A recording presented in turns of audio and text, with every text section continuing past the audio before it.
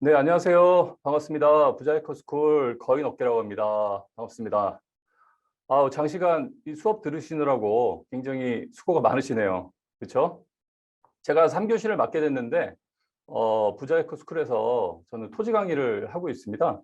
그래서 이어서 토지 강의를 계속 드릴 건데요. 아무래도 토지라고 하면 여러분들 굉장히 좀 선입견이 있으실 거예요. 뭐냐면 일단 어렵다, 뭐 이런 선입견이 굉장히 크실 텐데 오늘 드릴 내용은 그렇게 어려운 내용은 아닙니다. 아주 라이트하게 우리가 한번 짚어볼 수 있는 내용들 가지고 시간이 조금 지났지만 한번 열심히 한번 해볼게요. 그래서 여러분들 오늘 제 이 강의를 좀 들으시고 나면 저런 투자법도 있었네 라고 좀 신기하실 수도 있으니까 오늘 좀 집중해서 들으시면 유익한 시간이 되실 수 있을 겁니다. 자, 그럼 바로 시작해 볼게요. 네, 화면 잘 보이시죠? 네, 그래서 토지 특강 지금부터 시작 드릴게요. 자, 제가 대한민국 어딘가에 토지라는 필지 갖고 있어요. 그러니까 내 땅이니까 내 맘대로 해도 되잖아요. 그래서 내 맘대로 개발할래라고 한다면 문제가 있을까요? 없을까요? 네, 문제가 생깁니다. 나라에서 뭐라고 하죠. 인허가를 안 내줍니다. 왜냐? 바로 이 토지라는 것은 나라에서 규제를 합니다. 이렇게 용도 지역이라고 돼 있죠. 용도 지역.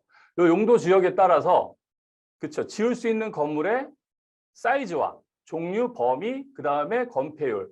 넓게 지을 수 있는 권리, 건폐율, 그다음에 더 높게 쌓을 수 있는 용적률. 이런 것까지 다 용도 지역에서 정해져 있어요. 용도 지역으로. 때문에 어떤 필지든 간에 어떤 땅이든 간에 우리나라 각 필지에 대해서는 토지 이음 사이트에서 용도 지역 확인이 가능하거든요. 그래서 보시면 자, 여기 도시 지역 이렇게 나와 있죠. 여기 주거, 상업, 공업, 녹지 이런 것들을 도시 지역으로 묶었어요. 그래서 주거 지역이다 그러면 뭐 잘 아시겠지만 우리가 생활하는 지역인 거고 상업 지역, 공업 지역은 잘 아실 거고요. 이 녹지 지역은 약간 두 가지 의미가 병합적으로 존재를 해요. 첫 번째는 앞으로 개발될 땅을 미리 좀 묶어 놓는다, 확보해 놓는다라는 차원이 한 가지가 있고 또 한 가지는 여기는 건드리면 안 돼. 예를 들면 내 땅이 남산 인근에 있다. 남산 주변까지 막 파헤쳐서 개발하기는 쉽지 않잖아요. 그렇게 녹지 지역으로 묶어놓은 지역이다라고 보실 수 있겠고요. 그 다음에 이제 이 도시 지역 외에 관리 지역, 농림 지역, 자연환경 보전 지역 이런 것들은 도시 지역이 아니다. 그래서 비도시 지역이라고 보통 얘기를 합니다. 비도시 지역 땅들. 그래서 이런 땅들은 아직 개발이 되지 않았으니까, 그렇죠? 개발이 된다 그러면 여기에서 엄청나게 수익을 볼 수 있겠다. 그런 판단을 많이 하시고 투자를 하실 수 있는데 자연환경 보전 지역 같은 경우는 사실 건드리면 안 되는 땅이거든요. 농림 지역도 마찬가지로 농사나 임야 위주로, 임업 위주로 운영을 해야 되는 땅이기 때문에 가급적 여기는 건드리지면 안 된다라는 건데 이 관리 지역은 그렇죠. 장래에 도시 지역으로 편입될 수 있는 가능성이 높은 땅이죠. 그래서 여기서 이제 어떤 기회를 보는 거죠. 개발의 기회를. 이런 식으로 토지의 가치를 결정하는 요인은 모두 뭐하고 일맥상통이 돼 있죠? 바로 개발입니다. 개발. 이 개발과 관련된 사항들인 거죠. 그래서 우리가 투자자의 시각에서 바라보는 토지의 구분은 두 가지로 크게 나눌 수가 있어요. 개발 가능지, 그 다음에 개발 불능지 또는 개발 제한적으로 가능한 지역. 어떤 지역이 더 인기가 많을까요? 당연히 건축물이 있는 이 개발 가능지가 인기가 많겠죠. 지을 수 있는 땅, 건축물이 있는 대지나 기반 시설이 이미 충분히 조성이 돼 있는, 그 다음에 물론 원형지지만 앞으로 개발 행위가 충분히 가능한 농지나 임야, 이런 땅들이 사실 인기가 가장 많죠. 그렇죠? 하지만 얘는 문제가 있습니다. 뭐냐면 우리나라 토지 땅덩어리 좁잖아요. 공급에 한계가 있다는 거예요. 토지 한정된 공급. 그에 따라서 경쟁률이 당연히 높겠죠. 그렇죠? 그다음에 가격은 당연히 높은 가격일 거고요. 결국 자본이 많은 사람들 위주로 굴러갈 수밖에 없는 거죠. 자본주의 사회니까. 또 한 가지 일반인들이 접근했을 때 이거는 확실히 빨리빨리 좋은 땅을 잡으려면 지식도 있어야 되지만 경험도 있어야 되는구나. 이런 것들이 다 필요하거든요. 또 한 가지는 투자금. 토지는 투자금이 많이 든다는 어떤 선입견이 있잖아요. 그런 거나 아니면 바로바로 아파트처럼 돈으로 팔아치워서 바로바로 환금할 수 있다 없다? 쉽지가 않다. 이런 선입견들이 분명히 있는 거죠. 하지만 이 개발 가능지에서 그쵸? 개발 가능지에서 가능성을 주로 많이 볼 수밖에 없는 거죠. 왜? 불가능한 지역에서는 사실 쓸모가 없잖아요. 활용 가치가 없다라는 거죠. 그런 땅을. 그래서 아예 싹 이렇게 나눠버립니다. 이렇게. 그래서 이 위쪽만 보는 거죠. 위쪽만. 그래서 우리는 주로 보통 토지 투자를 하시는 분들은 개발이 안 된 개발 예정지를 찾아서 미리 들어가 있는 거예요. 선 투자 후에 나중에 시세가 오르면 그 차익을 따먹는. 그래서 결국에는 이게 불확실성을 쫓는 방식인데 이게 안전하니까 대부분 개발 가능지 위주로 많이 찾게 되시는 거죠. 그렇죠? 하지만 개발 불능지가 있습니다. 분명히 비교가 돼요. 여기는 예를 들면 농업진흥지역이랄지 보전산지랄지 뭐 도시자연공원구역, 자연환경보전지역, 맹지 이런 것들은 사실 개발을 할 수 없거나 하더라도 굉장히 예를 들면 전원주택이나 이런 주택만 가능한 제한적이다라는 거죠. 때문에 인기가 없어요. 낮은 활용도, 개발도 불가하지만 활용도도 낮고 이 땅을 투자하는 목적 아니면 내가 이 땅을 어디다 쓰지? 라는 생각이 일단 지배적이신 거죠. 그래서 투자 가치가 기본적으로 낮고요. 그 다음에 투자 목적 외에 내가 다른 식으로 활용할 수 있는 방법은 더더욱이 상상할 수가 없다. 개발 불능지는. 마지막, 비도시 지역이고 미개발지. 예를 들면 더 산 오지로 갈수록 시세 파악은 더더욱이 불가능하겠네. 이게 시세가 파악이 안 되는데 어떻게 투자를 하지? 그래서 결국에 제가 이 체크해드린 이 두 가지. 낮은 투자 가치는 어쩔 수 없다고 치더라도 다른 목적으로 활용할 수 있거나 시세 파악만 가능하다 그러면 별도의 다른 활용 방법은 없을까? 제가 볼 때 이런 부분들을 못 찾고 계셔서 개발 불능지는 관심 대상에서 제외하고 아예 외면을 해버리시는 경향이 굉장히 짙습니다. 하지만 투자하시는 분들 입장에서는 필요에 따라서 좀 유연하게 생각을 전환하실 필요가 저는 있다고 봐요. 그래서 내려볼게요. 자, 보시면 시골에 계신 할머니도 월 123만 원 따박따박 농지연금 뭐길래 이렇게 타이틀이 나와 있죠. 맞습니다.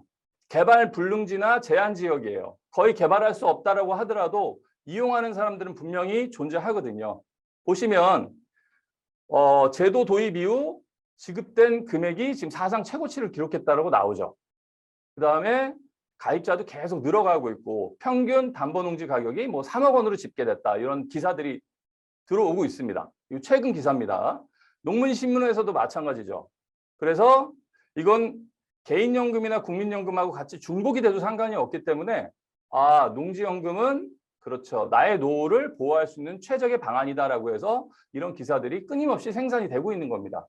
그러니까 무조건 우리가 버려야 될 거는 아니다라는 거죠. 개발 불능지나 제한 지역이라도.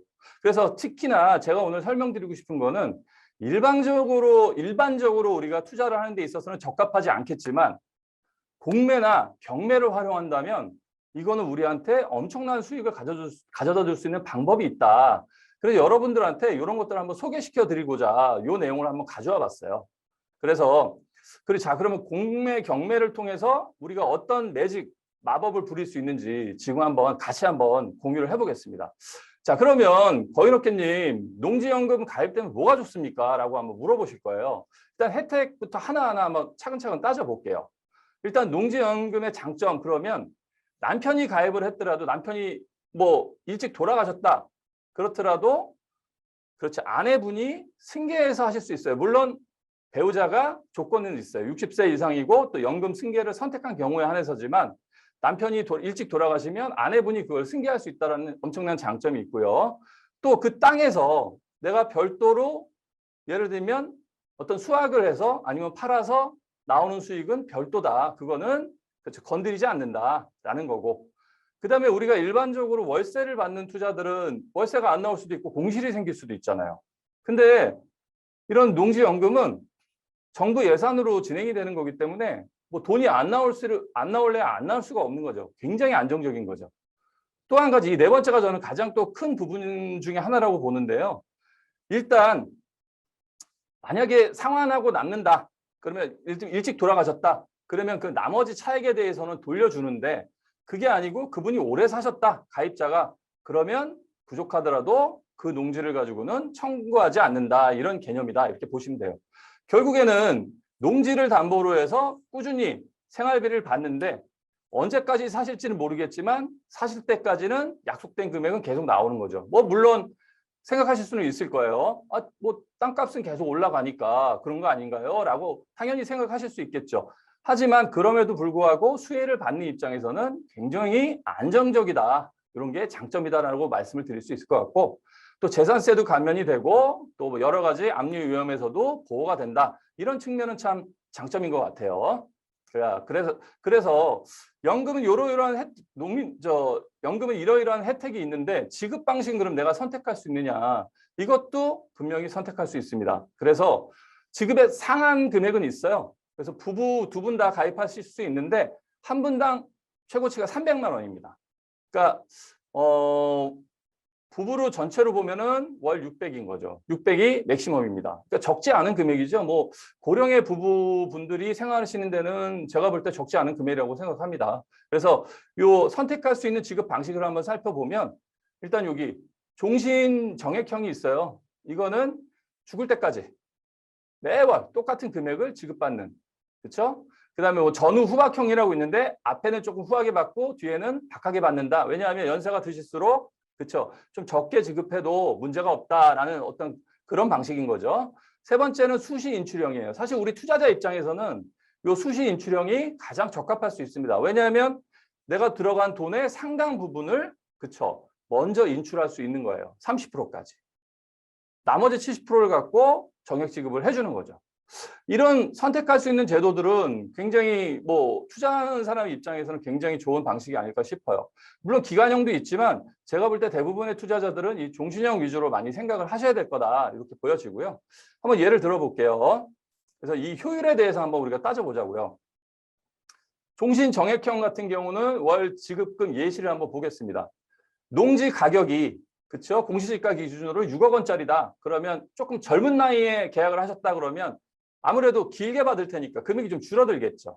204만 원이고 그다음 70세에 가입을 하셨다 좀 늦게 가입하셨으면 그렇죠? 이미 지급받은 금액은 없었을 거니까 10년 동안은 조금 더 받게 되는 거죠. 그리고 수시 인출형을 만약에 선택을 하셨다라고 한다면 60세에서는 1억 4,700은 바로 돌려받고 나머지를 가지고 안정적으로 그렇죠. 생활비를 받는다라는 개념으로 보시면 돼요. 이렇게 선택을 할 수 있기 때문에 이런 종신 정액형이나 수시 인출형 같은 경우는 그렇죠. 우리가 나의 필요에 따라서 선택적으로 고르면 되겠죠. 또 한 가지 그러면 농지연금이 다른 거하고 비교했을 때 한번 효율성을 따져보자고요. 74세 기준으로 주택연금하고 비교를 했을 때 농지연금이 한 13만 원 정도 주택연금보다 더 받는 걸로 나오고요. 그다음에 일반적으로 농지를 가지고 그냥 담보대출 받을게요. 라고 하는 거랑 비교를 했을 때 일단 이자율이 틀려요. 그렇죠. 여기는 2%나 1.14%인데 여기는 신용 등급에 따라 4%거든요. 이게 지금 7월 기준인데 지금 계속 금리 올라가잖아요. 이거는 4%가 지금 아니잖아요. 엄청나게 갭이 생길 수 있는 거죠. 그렇죠? 그다음에 담보 인정 비율도 공시지가의 100% 또는 감정평가액의 90%까지 해주는데 농지담보대출은 그렇지 않죠. 그렇죠. 거의 절반 정도 수준에서 머무른다. 때문에 농지연금이 유리한 점이 주택연금하고 비교해서도 대출하고 비교해서도 비교가 안 된다라는 개념입니다. 자, 그럼 이런 좋은 혜택이 있는데 자, 그러면 이거 아무나 가입할 수 있는 건가요? 라고 물어보신다면 가입 조건은 두 가지예요. 뭐냐 하면 가입하시려는 대상자의 자격 조건이 있고 그 토지, 농지의 자격 조건이 있어요. 요 두 가지. 그래서 제가 이렇게 분홍색으로 5가지를 쳐드렸어요. 일단 농지 소유자 자격. 본인이 만 60세 이상이어야 돼. 주민등록상 생년월일을 기준으로 하는 겁니다. 두 번째, 영농 경력이 반드시 이게 중요합니다. 5년 이상 돼야 됩니다. 신청인의 영농 경력이 5년 이상일 것이에요. 이 두 가지가 바로 그렇죠. 신청자의 자격 조건인 거고요. 그다음에 대상 농지도 자격 조건이 있어요. 뭐냐 하면 농지여야 되는 거죠. 논답, 과수원, 지목이. 뭐 현황이 아무리 뭐라고 하더라도 일단 지목이 이렇게 돼 있어야 돼요. 또 하나 실제 소유하고 있으면서 영농에 활용될 수 있는 농지여야만 되지 거기에 막 불법 건축물이나 이런 게 올라가 있으면 안 된다는 거죠. 그 다음에 반드시 여기 또 중요합니다. 신청하시는 사업 대상자가 2년 이상의 농지를 2년 이상 보유하고 있어야 된다. 이 조건이 우리한테 굉장히 중요합니다. 이거 뒤에서 제가 또 달아드릴 거예요. 그 다음에 또 세 번째, 사업 대상자의 주소지를 기준으로 담보농지가, 그렇죠? 그분 주민등록상 기준입니다. 기준으로 해서 그 해당 시군구에 있든지 아니면 그 옆에 시군구에 있든지 인접한 아니면 나의 주민등록 주소지와 그 담보농지까지의 직선거리가 반드시 30km 이내의 지역에 위치해야지만 대상 농지로 인정을 받을 수 있다는 겁니다. 그 외에 뭐 여기에 여러 가지 근저당권 뭐 15% 이상이 되는 근저당권이 걸려 있다든지 이러면 안 되겠죠. 왜냐하면 이게 대출의 하나의 상품인데 선순위를 뭐가 더 있으면 안 될 거 아니에요. 그 다음에 압류, 가압류, 가처분 이런 것도 있어서는 안 되고 또 중요한 게 뭐냐면 제가 말씀드렸듯이 불법 건축물도 있어서는 안 되지만 여기에 지분 같은 경우도 안 돼요. 남하고 공유를 하는 경우도 인정 안 해줍니다. 내가 단독으로 소유를 해야 돼요. 단 부분은 가능할 수 있다. 그렇죠? 부분은 가능하다. 그래서 이 농지연금은 지금 사실 젊은 분들은 거의 해당이 없을 수 있겠죠. 근데 예를 들면 지금 5학년이신 분들, 50대이신 분들은 지금부터 예를 들면 노후를 준비하신다 그러면 적극적으로 고려를 해보셔야 되고 만약에 시골에 부모님들이 계신다 그러면 부모님들을 위해서 아들, 딸 자녀분들이 이런 부분들을 좀 설계해 드리는 것도 저는 중요하다. 이렇게 좀 설명을 드리고 싶어요. 자, 거연업계님 지금 위에서 중요한 얘기 하셨는데 영농 경력이 5년 이상일 때만 지금 신청이 가능하다며요. 그럼 이거 우리 일반인들은 거의 할 수 없네요. 그리고 반드시 농지가 있어야 되겠네요. 아마 생각하실 거예요.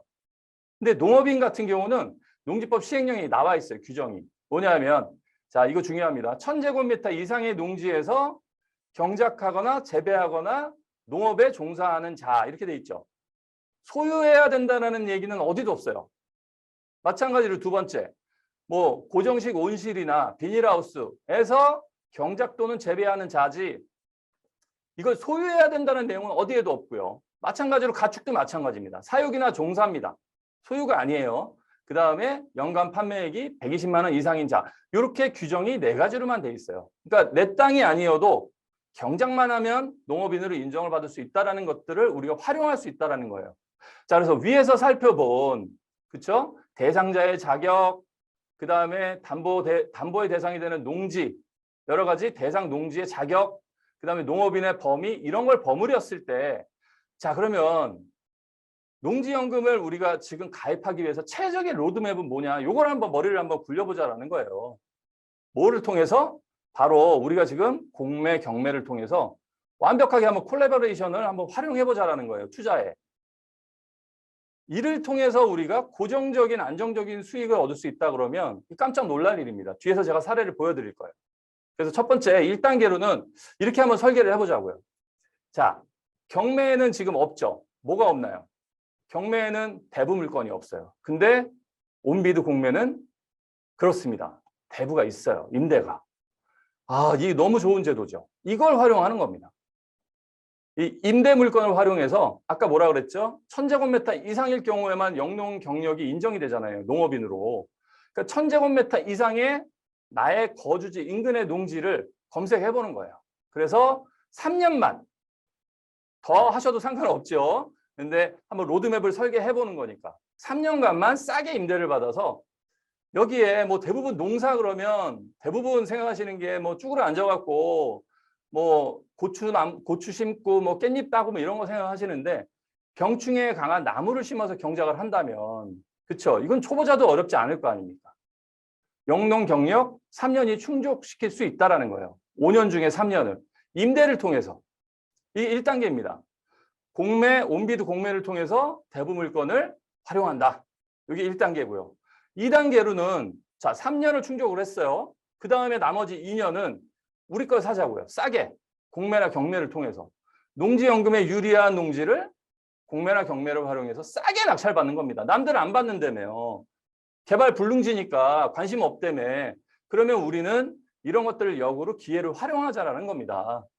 왜냐? 대부분이 다 개발 쪽으로 다 올라가 있을 테니까. 우리는 이 밑에서 충분히 낮은 가격으로, 그쵸, 저감이 된 가격으로 낙찰을 받을 수 있는 기회를 가질 수 있다. 알기만 하면 충분히 활용 가치가 있다라는 말씀을 드리는 겁니다. 그래서 이거를 낙찰받아서 2년간 보유도 하면서 경작도 나머지 5년도 채우는 거죠. 그러면 농지연금 신청 대상 5년을 다 채우는 겁니다. 연속적으로 안 해도 돼요. 토탈입니다. 토탈 5년만 채우면 되는데 이렇게 해서 간다 그러면 그쵸, 나의 손실을 최소로 하면서 1단계에서 빌리는데 금액 뒤에서 알려드리겠지만 크게 안 듭니다. 그 다음에 2단계에서 그쵸, 싸게 낙찰받는 거죠. 그 다음에 3단계에서 아까 말씀드렸죠. 일시불로 내가 투자한 비용 정도를 그쵸, 바로 빼는 거죠.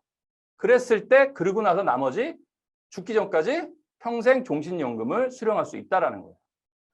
자, 1, 2, 3단계 자 기억하시고요. 첫 번째 1단계 제가 말씀드릴게요. 영농 경력을 쌓기 위한 온비드, 그쵸, 대부 물건 검색. 자, 제가 예를 들면 여기 경기도 남부에 거주하고 있고, 그쵸? 그 다음에 농지여야 되니까 전답과. 그 다음에 우리 아까 뭐였죠? 1000제곱 이상이었죠. 근데 예를 들면 뭐 10,000제곱, 20,000제곱 농사 지으실 수 있을까요? 어렵죠? 아무래도 땅은, 그쵸, 규정만 넘어가면 되겠죠. 작은 땅. 작은 땅이 제가 초보니까 충분히 할 수 있을 거 아니에요. 이렇게 상세 조건 검색을 했을 때, 아, 경기도 광주에 땅이 하나 걸립니다. 경기도 광주의 역동에 임대, 여기 나와 있죠? 보시면, 그쵸? 국유재산. 그래서 100만 원이 조금 넘네요. 아, 거인님 이거 월에 100만 원 이거 장난 아닌데요? 아닙니다. 잘 보세요. 이거 월 임대료입니다. 이렇게 3년 정도는 우리가 그렇죠. 영농 경력을 쌓기 위해서 무리수가 안 간다라는 거고 이게 지금 100만 원이잖아요. 여기 40만 원짜리 많습니다. 경기도만 해도. 이렇게 좋은 제도를 활용하자라는 겁니다. 위치도 어디 뭐 두메산골 안으로 들어가는 데가 아니에요. 바로 경기도 여기 광주역 인근이에요. 위치도 그렇죠. 거주지 옆입니다. 여기 맹지여도 상관없잖아요. 뭐 맹지라고 아까 뭐 안 된다. 농업에 종사하면 안 된다라는 규정이 있었나요? 없잖아요. 요 땅입니다. 요 땅.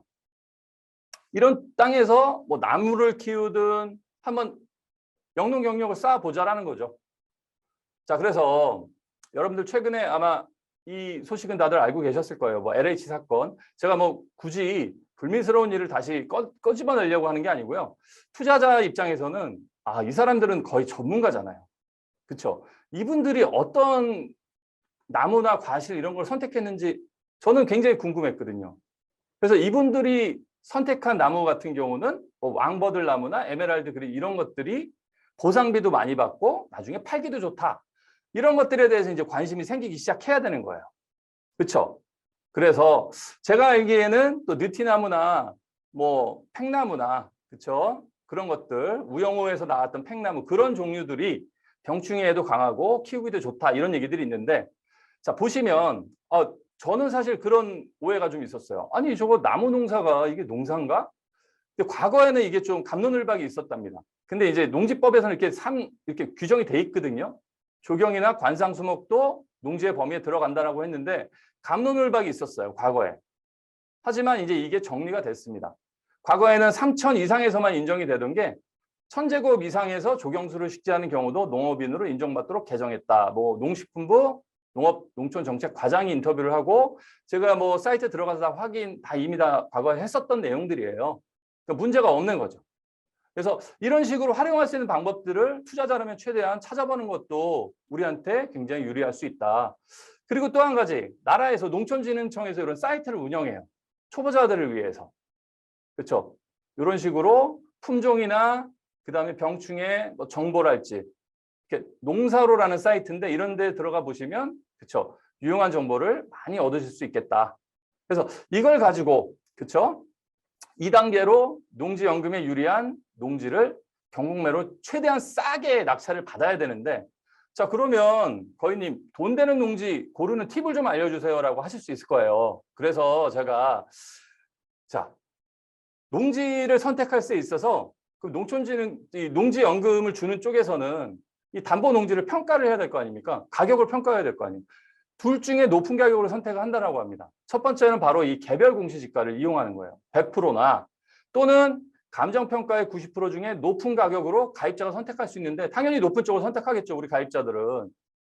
그렇죠? 근데 문제는 감정평가는 땅이 나올 때마다 우리 감정평가를 외부에 내 돈 주고 의뢰를 해야 될 거 아니에요. 그러니까 알 수가 없잖아요. 감정평가를 미리 알 수가 없다라는 거죠. 결국에는 우리는 개별 공시지가는 토지 이음이나 이런 걸 통해서 다 확인할 수 있죠. 얼마나 저렴한지 공시지가가 아니면 얼마나 높은지 이런 걸 다 확인할 수 있다는 얘기입니다. 그래서 우리는 개별 공시지가를 이용해서 공시지가 대비해서 저렴하게 나온 농지를 선택을 한다거나 아니면 향후에 나중에 제가 말씀드렸죠. 이게 남으면 돌려준다고. 일찍 돌아가시면 그렇죠. 자녀들한테 상속받을 때 돌려주기 때문에 규제 완화로 향후에 가격이 오를 만한 토지 이런 것들을 선택을 해야 된다는 거예요. 이런 것들을 공매나 경매로 싸게 낙찰받으면 이건 경공매 아니면 일반 매매로는 어려울 거 아니에요. 그렇죠? 제도를 적극적으로 활용을 해보자라는 거예요. 그래서 구체적으로 첫 번째는 공시지가가 일단 높은 게 필요하다. 그다음에 유찰 횟수가 아주 많아야 된다. 그리고 향후에 미래 가치가 오를 경우를 대비해서 개발이 가능한 기본 조건을 좀 갖추고 있으면 더 좋겠다. 그리고 반드시 1000제곱 이상의 농지를 골라야지 영농 경력에 들어가니까 이렇게 요 안에서 이런 가이드를 가지고 한번 검색을 해보자라는 거예요. 그래서 온비들을 검색을 해보니 지금 그쵸 한 4회 정도 유찰이 돼서 지금 1억 1,600 정도에 나왔는데 이게 이제 답입니다. 그리고 지금 답인데 사이즈를 보시면 1,024제곱미터죠. 1,000 넘죠. 그러면 문제 없는 거잖아요. 규정이 맞으니까. 근데 이게 1억 9천짜리가 지금 4회 떨어졌었는데 제가 여기 강의하기 오기 전에 보니까 어저께인가 그저께 어느 분이 1억 2천에 떠가셨더라고요. 어쨌든 그래서 이거를 자세하게 보시면 토지 이용계획 확인서를 보시면 답이죠. 지목 답 맞죠? 농림 지역이죠. 그다음에 농업진흥구역이 뭐죠? 그쵸. 농업을 장려하는 지역이다라고 보시면 되고 개발을 가급적 못하게 하는 데예요. 근데 사실 우리가 여기 개발하려는 목적은 아니잖아요. 1차적으로. 그렇죠. 영농 경험이나 여기서 농지연금을 받기 위해서는 맹지여도 없고요. 농업진흥구역에도 전혀 상관이 없는 거예요. 그러니까 가치가 많이 유찰이 되고 공시지가만 오르면 우리한테는 굉장히 도움이 되는 땅이구나. 버릴 땅이 아니구나. 이렇게 생각하셔야 된다는 거예요. 그래서 이 위치도 여기입니다. 호승읍 인근이고요. 여기 보시면 아산 국가산업단지하고 화양지구 도시개발사업지 인근이에요. 그래서 이 땅이 전혀 어디 시골 오지에 있는 땅이 아니기 때문에 개발이 되면 더 좋고 안 되더라도 연금 받으면서 버티면 되는 거죠. 그렇죠? 30km 반경 확인하시고 만약에 들어가셔야 되는 거고요. 이런 토지는. 그다음에 도로하고 이렇게 연결이 돼 있네요. 보시면 농사 짓기도 좋네요. 접근하기도 좋고. 일단 차를 대고 자주 왔다 갔다 해야 될 거 아니에요. 적어도 잡초라도 그렇죠? 제거를 하려면. 그리고 이런 것들 안 되면 처분 명령을 받을 수 있기 때문에 농지는 가셔야 됩니다. 가셔서 관리를 꾸준히 한다는 것들을 보여줘야 되는 부분은 분명히 있어요. 자, 그래서 여기 개별 공시지가나 이런 것들을 감정평가서를 보시고 그다음에 여기 감정평가서를 보시면 그렇죠. 19만 원으로 돼 있죠. 감정평가서에 이 지금 공매에 나온 토지는 19만 원에 감평이 돼 있는 거예요. 근데 개별 공시지가는 11만 9천 원에 돼 있는 겁니다. 그렇죠? 그래서 이 차이가 작으면 작을수록 사실은 좋은 거죠. 개별 공시지가가 높다는 얘기니까. 일반적으로는 개별 공시지가가 훨씬 낮잖아요. 그렇죠? 이 차이가 적으면 적을수록 좋은 거죠. 그래서 이런 것들은 어디서 확인할 수 있습니까? 라고 물어보신다면 농지연금, 농지은행 사이트에 들어가 보시면 연금 조회가 가능하세요. 그래서 기준 나이를 최대한 젊게 해보는 거예요. 보수적으로 우리는 봐야 되니까. 이거 90세 하면은 금액이 높아질 거 아니에요. 이 금액이. 그러니까 우리는 투자자는 좀 보수적으로 봐야 되는 거니까. 그래서 젊게 나이 설정하시고 다 설정하게 돼 있어요. 그 창에. 1억 2,200만 원입니다. 아까 그 개별 공시지가를 적용을 해보면 그랬을 때 월 지급금이 30만 원. 수시 인출형으로 3천만 원 인출했을 때. 그래서 6회차에 예를 들면 이건 낙찰이 됐다고 제가 말씀드렸지만 9,700에 낙찰이 됐을 때 내 자본 한 3천만 원 드리고 나서 2년 뒤에 수시 인출형을 선택해서 3천만 원을 모두 회수한 다음에 나머지로 약 30만 원을 수령하는 구조인데 에이 거인업계님 이거 얼마 되지도 않네. 그리고 이거 은행이자 내야 될 거 아니에요. 이거 뭐가 남아. 라고 하실 수 있어요. 근데 이거는 이렇게 금액이 작은 걸 선택했을 예시를 들어드린 거예요. 공매권으로. 자, 다음에 한번 이거는 공매는 아니지만 경매권을 한번 제가 예를 들어볼게요. 이거 대박입니다. 제가 제 강의 시간에도 한번 설명을 드렸던 내용인데 한번 보시자고. 농지입니다. 토지만 매각이고요. 11억짜리가 지금 4억까지 떨어졌어요. 근데 보시면 아까 똑같죠. 농업진흥구역이에요. 여기 개발이 안 되는 땅이기 때문에 이렇게 떨어질 수밖에 없는 겁니다. 그렇죠? 답이고 지목 답이고요. 그다음에 여기에 제시의 건물이 있어요. 근데 대부분이 가설 건축물이기 때문에 뭐 어려운 용어를 좀 써드려 죄송한데 법정지상권은 그렇죠. 크게 걱정이 안 돼 그런 조건이라고 보여집니다. 그다음에 여기 위치를 한번 보세요. 여기 보시면 이 지역이 거제도거든요. 거제도인데 여기입니다. 여기. 이 원 아니거든요. 지금 거의 도시지역 바로 옆에 붙어 있어요. 그래서 지금 이게 지적 편집도입니다. 이게 주거지역이고 바로 옆에 땅입니다. 붙어있는. 자연녹지인데. 바로 옆 땅이에요. 바로 붙어있는. 그래서 도로하고도 접해 있어요. 그래서 이 두 필지거든요. 이게 도로고 장방형의 두 필지입니다. 이렇게 지금 그쵸? 로드뷰도 볼 수 있죠. 요 땅입니다. 요 땅. 요 땅. 굉장히 사실 이게 농업진흥구역이고 여러 가지 그쵸? 하지만 지금 당장은 개발이 어렵지만 이거는 길하고 물려있기 때문에 그렇죠? 개발하기 위해서는 반드시 도로가 필요하죠. 굉장히 유리한 조건이다. 지금 이게 살아있는 물건입니다. 경매건으로도. 지금 12월 23일 날 입찰이니까요. 이런 것들을 가지고 지금 보여드리는 겁니다. 그래서 지금 이건 감정평가서상에는 88만 8천 원. 이건 이제 제곱미터당이고요. 그럼 여기도 마찬가지로 제곱미터당입니다. 55만 4천 원이에요. 그래서 이거를 봤을 때 면적 1342제곱미터. 땅도 그쵸. 1000제곱미터 넘죠. 그다음에 금액을 현재 지금 공시지가를 기준으로 한 거예요. 근데 예를 들면 제가 2년을 보고 있어야 더 갖고 있어야 신청을 할 수 있는 거잖아요. 그러면 2년 2024년도께 적용이 돼야 되는데 일단은 지금 그 금액을 우리가 알 수는 없으니 우리가 설정하는 게 아니니까 일단 2022년을 기준으로 보수적으로 보더라도 7억 4천이 나오는 겁니다. 자, 그래서 자기 자본 1억 2천만 원 투자한 다음에 2년 후에 수시 인출형을 선택하면 얼마를 회수할 수 있죠? 1억 8천입니다. 오히려 더 그쵸 남을 수 있죠. 거기다가 종신형 금액은 약 180만 원입니다. 은행이자를 감안하더라도 금액이 커요. 단지 근데 여기서 끝나는 거냐 그럼 재미가 없죠. 추가적으로 보시자고요. 전체적으로 지금 보시면 이 거제도 땅이 거의 이쪽 부분은 그쵸 서쪽 땅은 거의 지금 조밀조밀합니다. 여기에 요 땅들이 지금 그쵸 여기가 자연녹지로 되어 있는 거예요. 근데 결정적으로 요 라인 있죠. 여러분들 요 라인이거든요. 여기에 뭐가 있냐면 이렇게 6차선 도로가 나 있습니다. 우리 땅은 여기고요. 이 땅은 여기고 6차선 도로가 좌우로 여기입니다. 여기. 지금 땅도 별로 없어요. 근데 이 땅이 계속 농사 지으세요라고 할까요? 땅이 지금 부족하고 있는 상황에서 결국에는 개발이 될 거라고 저는 보여집니다. 조만간. 뭐 언제가 될지 그건 아무도 모르죠. 뭐 정책 담당자들만이 알 수 있겠죠. 다만 우리는 농지연금을 받으면서 기다리면 되잖아요. 여유롭게. 뭐 개발이 안 돼도 상관없다라고 생각하고 그렇죠. 농지연금을 받고 있다가 이게 정말 농업진흥구역이 해제가 돼서 종상향이 된다. 용도지역이 완전히 바뀌어버린다. 사실 땅은 무서운 게 뭐냐면 이 어떻게 보면 계급장이거든요. 신분이에요. 신분이 바뀌는 거예요. 자연녹지에서 예를 들면 주거지역으로 바뀐다. 그럼 땅이 얼마나 뛸까요? 뭐 한 1.2배, 3배? 아닙니다. 2배, 3배가 기본이에요.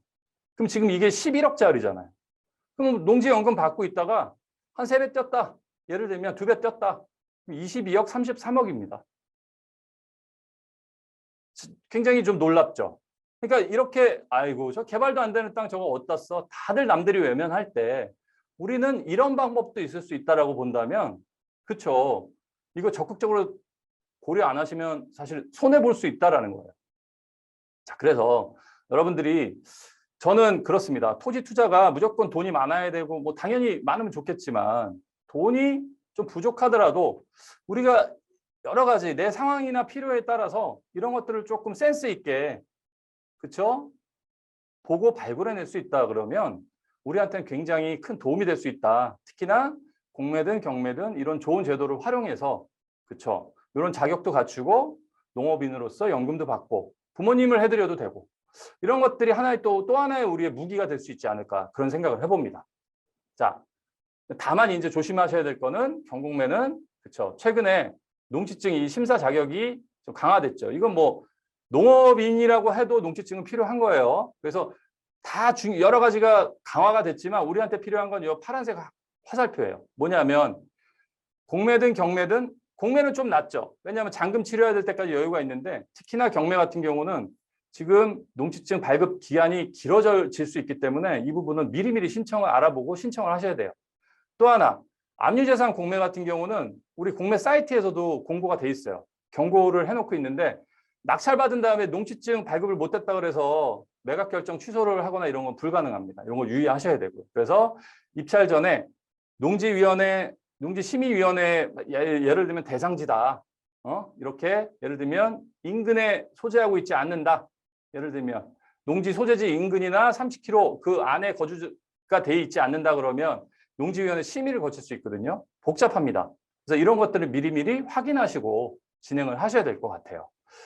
자, 여기까지 제가 조금 마음이 급해서 시간이 좀 딜레이 되다 보니까 조금 빨리 설명을 드렸는데 어떻게 이해가 잘 되셨는지 모르겠어요. 지금 한 10분에서 15분 정도 제가 조금 더 서둘러서 빨리 좀 끝낼 수 있도록 하겠습니다.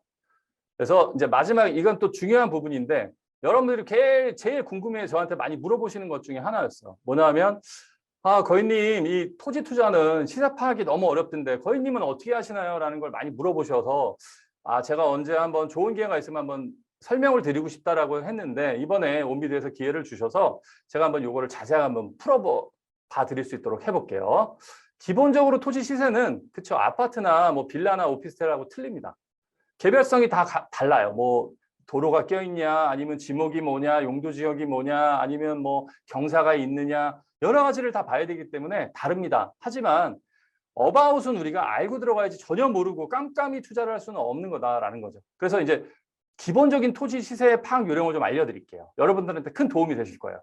뭐냐면 토지 이음이나 뭐 일사편리 이런 것들을 확인해 보시면 이렇게 쭉 최근 몇 년간의 흐름이 나와요. 개별 공시지가로. 물론 최근에 그런 정책은 있었죠. 뭐 개별 공시지가를 현실화한다. 이런 것들은 있었지만 이 흐름은 우리한테 의미가 있다라는 거예요. 그래서 토지 이용계획 확인서나 이런 걸 통해서 이 땅은 많이 올라가고 있는 추세고 여기 괜찮았네 라고 감을 잡을 수 있는 게 일단 첫 번째입니다.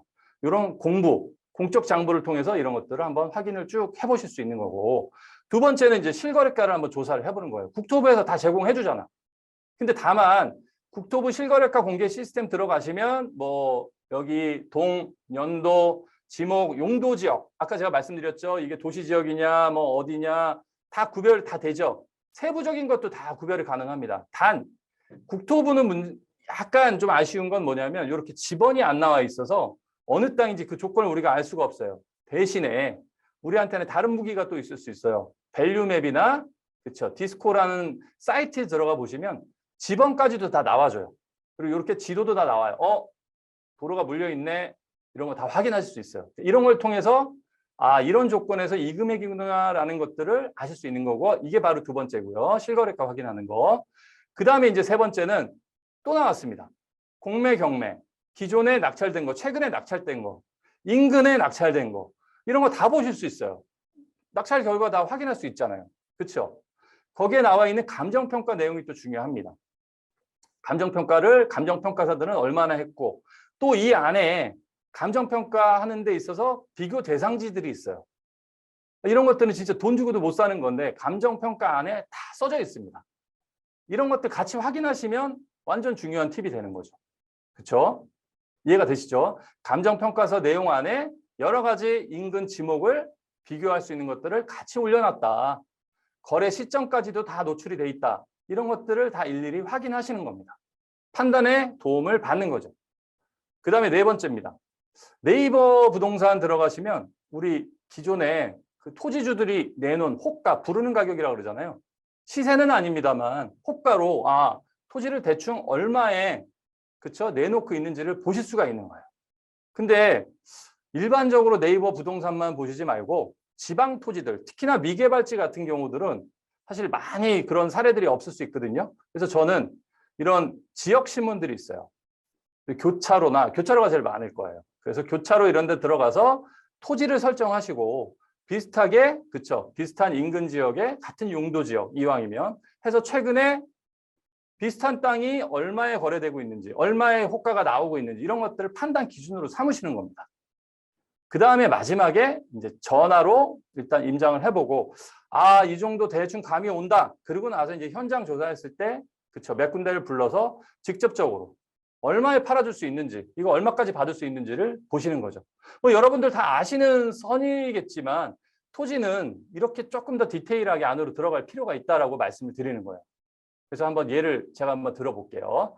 공매물건으로 지금 하고 있는 건으로 한번 따라가 한번 보시죠. 경상남도 진주시에 있는 땅이에요.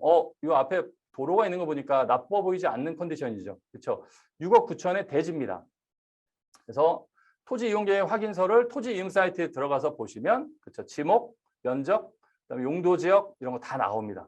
이런 걸 확인한 다음에 이종 일반 주거 지역인데 지구 단위 계획이네. 그럼 지구 단위 계획은 지구 단위 계획까지 사실 들어가 보셔야 되는데 오늘 여기서 이제 제가 지구 단위 계획까지 말씀드리기는 사실 시간상 너무 좀 무리가 있고요. 그다음에 지목은 되고 이랬을 때 안타깝게도 공매권에 이 건에 대해서는 감정평가서는 없었어요. 이렇게 팝업창이 뜨더라고요. 그랬을 때 토지 이음에 들어가서 평당 개별 공시지가가 얼마인지는 확인할 수 있으니까 5년 전에 80만 원이 안 됐는데 지금 꾸준히 올라가고 있구나. 이걸 확인하실 수 있죠. 감을 잡으시는 거죠. 두 번째, 그쵸. 국토부 사이트 가서 실거래가를 보시는 거죠. 근데 말씀드렸듯이 지번이 안 나오니까, 그쵸. 금액 확인하시고 대략, 평으로 바꿔주시는 거예요. 제곱미터를. 340에서 410만 원 정도 받는구나. 이종 일반은. 그렇게 하시고 이제 밸류맵에서 지번에 따른 입지 유불리까지 확인하시면 되는 거죠. 그렇죠? 이런 식으로. 그래서 경매권도 한번 확인을 해보는 겁니다. 공매뿐만이 아니라 경매도 그래서 최근에 나와 있는 진주시 평거동 같은 동네죠. 대지고요. 그랬을 때 그렇죠. 감정평가서 상에 다 나와주잖아요. 유사한 것들이. 그랬을 때 평당 가격 확인을 하시고 근데 이 건은 감정평가액이 상당히 낮게 평가됐네. 그러다 보니까 이제 입찰자들이 이거 조사하시고 나서 그렇죠. 센 가격에 들어가는 거죠. 시세조사는 누구나 다 하실 테니까. 그래서 감정평가액이 중요한 건 아니고 이런 것들은 예를 들면 1차에 나왔을 때 떠온다. 그러면 그렇죠. 굉장히 기회가 될 수 있죠. 싸게 받을 수 있는 기회가. 그래서 126%의 낙찰이 된 케이스입니다.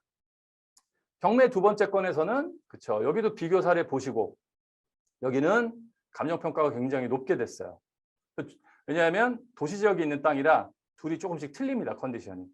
근데 얘는 시세보다 훨씬 더 높게 감정이 됐더라고요. 그래서 결과적으로 좀 떨어진 가격에 72%에 낙찰이 된 겁니다. 평당 585만 원에 됐죠. 이렇게 토지는 개별성이 좀 강하긴 한데 그래서 여러분들이 충분히 이런 부분들을 좀 보수적으로 보시고 우리 요령만 알면 다 판단할 수 있잖아요. 그렇죠? 그래서 네이버 시세나 이런 걸 들어가서 보시면 이렇게 다 3.3 제곱미터 평으로 다 바꿔서 보시면 편리합니다. 다 변환하는 요 단추들이 다 있으니까요. 그랬을 때 비슷한 조건에 550만 원, 그렇죠? 700만 원 넘는 것도 있고 498만 원, 555만 원, 582만 원. 호가는 대부분 이 정도 넘기는구나 예상을 하실 수 있고 그다음에 교차로 들어가셔서 비슷하게 조사하시면 역시 평당 550이 넘네. 이런 것들을 호가를 고민하시고 그다음에 이제 직접 제가 전화를 해봤거든요. 그랬더니 이 중개사님은 기본적으로 600선도 가능할 수 있다라고 얘기를 하시더라고요. 근데 투자자 입장에서는 그쵸 이런 얘기를 다 믿고 고지고대를 믿고 투자하시면 될까요? 제가 볼 때는 모든 거는 토지는 보수적으로 보셔야 돼요. 왜냐하면 황금성을 고민을 하시는 분들이라 그러면 더더욱이 보수적으로 보셔야 되겠죠. 그렇죠? 그래서 저는 기본적으로 실거래가 이거는 믿을 수 있잖아요. 그렇죠? 물론 뭐 업계약서, 다운계약서가 있을 수 있지만 그런 것까지 우리가 알 수는 없어요. 그러니까 최대한 보수적으로 판단하는 게 투자자 입장에서는 가장 바람직하다. 이렇게 말씀을 드리고 자 여기까지는 기본이에요. 근데 최근에 거래된 사례가 없을 경우에 그러면 어떻게 합니까? 이걸 굉장히 궁금해하시는 분들이 많아요. 예를 들면 이런 거죠. 이런 땅은 그쵸? 거의 큰 땅에 이런 땅 거의 나오지도 않잖아요. 그쵸? 어디 진짜 두메산골에 있는 이런 농지들은 산 사이에 있는 것들은 거래 내역도 없어요. 이런 것들은 어떻게 압니까? 그쵸? 이쪽 지역은 있는데 다닥다닥 있죠. 여기는 없어요. 다 산이기 때문에.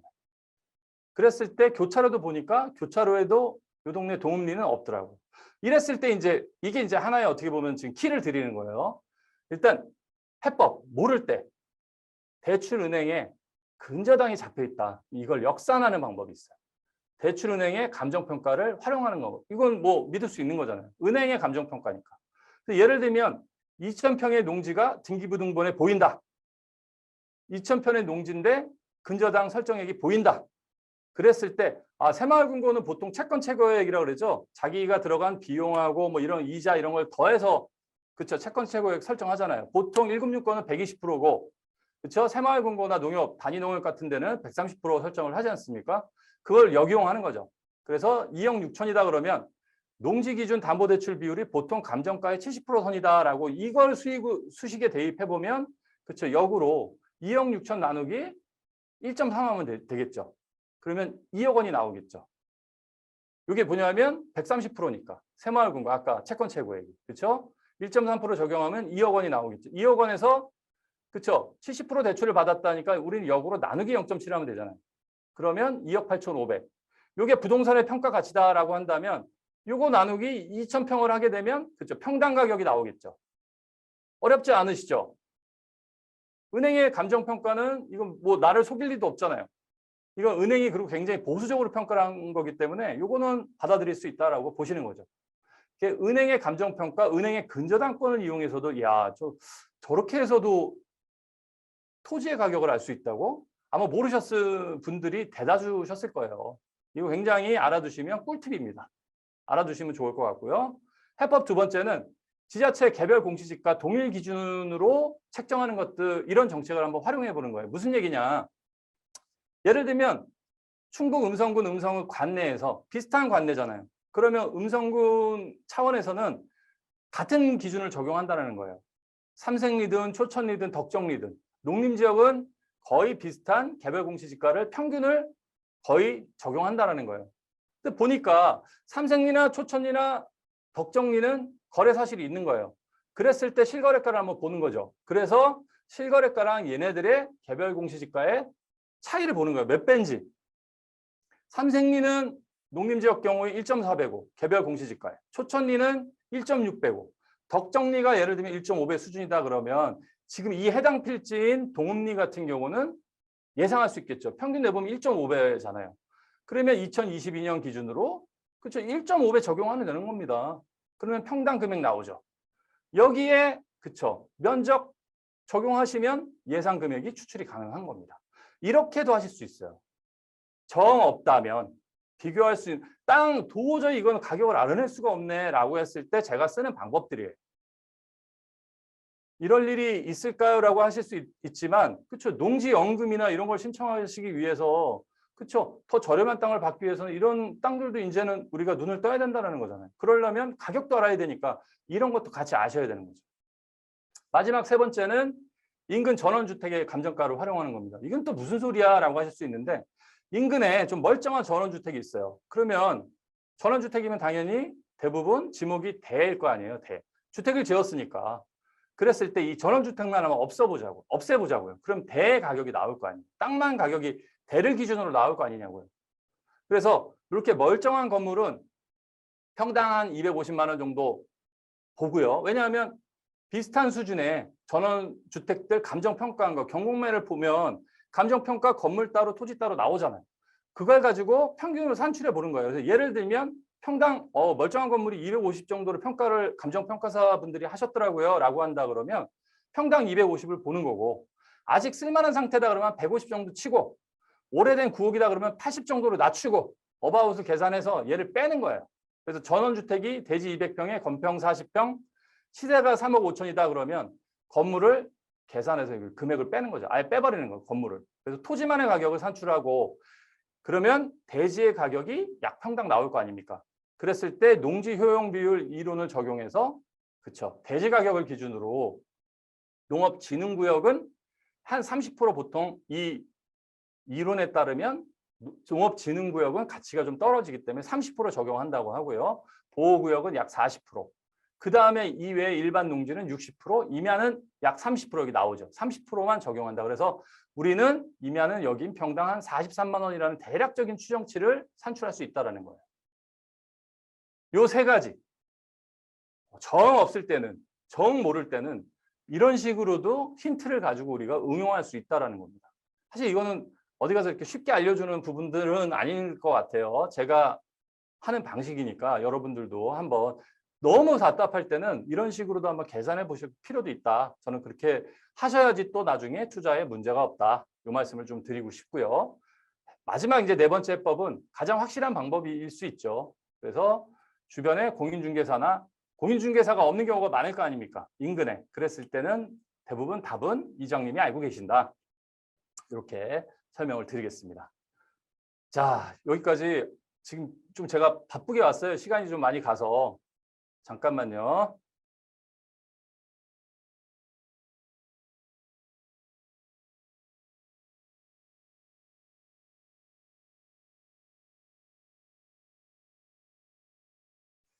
네. 어떻게 시간을 제가 이렇게 좀 빨리 한다고 서둘러서 했는데, 그렇죠? 여러분들께 조금 빨리 스피디하게 좀 하다 보니까 조금 속도가 빠른 것 같아서 네, 그 점은 좀 아쉽지만 제가 준비한 내용들을 그래도 알차게 여러분들한테 설명을 좀 잘 드린 것 같은데 어떻게 받아들이실지는 잘 모르겠네요. 아무튼 여러분 오늘 온비드와 같이 하는 부자이커 뭐 3시간 넘게 여러분들 너무 수고 많으셨고요. 다음 뭐 다른 시간에 다른 기회로 여러분들 다시 얼굴 뵐 수 있었으면 좋겠습니다. 오늘 고생 많으셨고요. 저는 여기서 물러가겠습니다. 감사합니다.